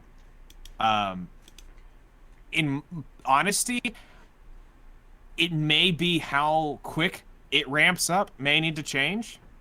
If it's the stat percent, it may not need to be right away. It may need to go up incrementally, slowly over time, so that not just turn one, bang, you instantly have a Ran-based Amelia. Like, what? So, as the battle frenzy goes up, I mean, let's be real. It's been a long time since I've had a very long RTA match, but what typically is the what's roughly the frenzy level where basically Soul Weavers can kill each other relatively fast? What is that, like 6, 7? Yeah. So what if we estimated that the full ramp would be Frenzy 5? Like, do you guys see Frenzy 5 too often? I have never seen past Frenzy. Listen, I see Frenzy 5 all the time, but that's when I'm holding people hostage. Because I'm a terrible person. So this is my point. So neither one of you really see Frenzy 5. So if you take the speed and now spread out that 20 speed over the 5 levels, is it really that bad? No. I guess not, right? Everybody would gain, what is it? But 5 to start with. 4 speed a game, yeah. No, it's 5 because I'm saying over the 5 levels. So opening 0. Opening Frenzy 1, okay. I would say you'd get the 5. Every Soul Weaver gets 5 speed because the mechanic needs to, let's say, be active. So 0 to 1 gets Frenzy 1. Then Frenzy 2 gets the 10. Frenzy 3 gets the 15. Frenzy 4 gets the 20. And then if you want to take it up to Frenzy 5, 25% or whatever. You can do it like that. There. So if it goes to Frenzy 6, 7, 8, it's still... Nothing happens. They're max capped. So something like that... Max capping stats. Yeah. So like I'm saying like with with the frenzy thing. So they're trying to give you 20 speed just out the gate, correct? Is the way I'm interpreting. Yeah, the beginning of the game, you have 20 speed more. So what I'm saying is now instead of you getting that 20 speed right out the gate, spread it out over the 5 levels of frenzy or 4 levels of frenzy, however you want to do the math for it, and as it progresses, the units progressively get stronger in that buff that you're trying to do. Instead of just outright making Amelia Ran, it's kind of like a built-in rage set. The longer the match goes on, the faster your unit, the faster those Soul Weavers are getting. And But that also indirectly because you've buffs- got the yeah. ticking, because you've got the reducing of HP and all the other frenzy changes going on, you now have, and here's the, maybe this could solve the other way. Maybe you actually crank up the elemental disadvantage just a little bit. But now as frenzy increases, that elemental resistance goes down. So it's a catch-22. You've got your Soul Weaver speeding up as it goes on, and you've got the elemental disadvantage waning, so that if you do happen to get something, you're not going to be stuck into the point where the one unit that had advantage or was neutral to you, you could work it some way like that. And it kind of also indirectly buffs like the sets we've been talking about, right? Because now Revenge gets, okay, cool, speed gets just flat 25 speed, but now Revenge gets that incremental percentage up during. Well, no, because it would be it would be based off of their Revenge is calculated off their base speed, so their sheet speed wouldn't change. No, but then they're getting 20 base speed, right? Yes, that would actually puts Revenge Soul Weavers at the same speed as speed set Soul Weavers. At speed, yeah, at speed set Soul Weavers. So it they're now basically just balances literally, out the set. yeah, you can essentially at that point tap them, and now they are faster than a speed set Soul Weaver. But that's in my logic, that's now at Frenzy 4, 5. Yeah. Where you're one tapping them anyways. Yeah. Yeah. That's the stage you're supposed to be one tapping them at anyway. True. You're not supposed to make a fight last. And I mean, I saw your Battle Frenzy 9 game. You know what I'm saying, Zeke? That was Whoa, listen, man. story. It actually is the funniest thing ever. It's usually with Phyllis too. It's always with Phyllis. Is because the big thing about Frenzy is that it hurts HP based units, and it hurts like high DPS glass cannon because their health gets lower and lower, but it doesn't hurt defense units, right? So if you can get a defense unit with a thick barrier, you're good. You're good. So like Phyllis in Frenzy 9 is actually pretty godly. All right. Also, guys, we're gonna have to wrap it up here. I kind of went a little bit over. I have a tournament to start, and it should have started like 45 minutes ago. But yeah, thank you guys for joining today. We had a surprise guest in the middle of it. Yeah. Dejenny. Lemonade candy. I was just a little bit. I was just a little bit late. But I appreciate you guys here. If anyone has anything they want to ask us on the Spice Cabinet, please leave it in the comments. Message me directly on Discord. Just try to get to me. Also, I think I'm going to try and start uploading the Spice Cabinet onto Spotify as of this episode. So if you catch us on Spotify, cool. If you don't, it's on YouTube. So like, hey. Anyway, you guys have a wonderful day, and we'll catch you guys later. What is up, everybody? It's your boy Z5. If you enjoyed the video, please leave a like. Comment to see what you want to see in the next video. I'm always trying to create more content for you guys. So in order to make better content that suits your guys' needs, I just need some feedback from you guys down in the comments below. Thanks, and see you guys in the next video. Peace.